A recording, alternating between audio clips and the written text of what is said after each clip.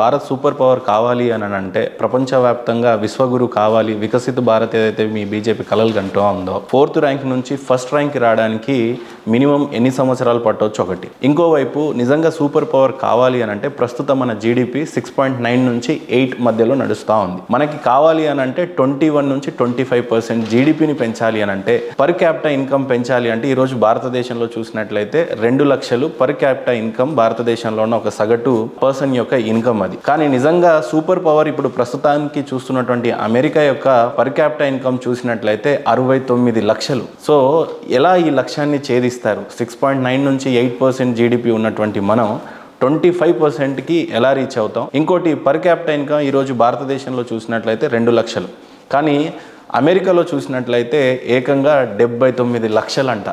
So how it could be possible?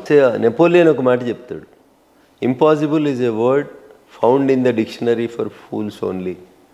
భారతీయులు తెలుగు కళలు, తెలుగుగా వ్యాపారం చేయగలుగుతారు, తెలుగుగా ఎదగగలుగుతారు, తెలుగుగా ఒక గోల్ని ఫిక్స్ చేసుకోగలుగుతారు.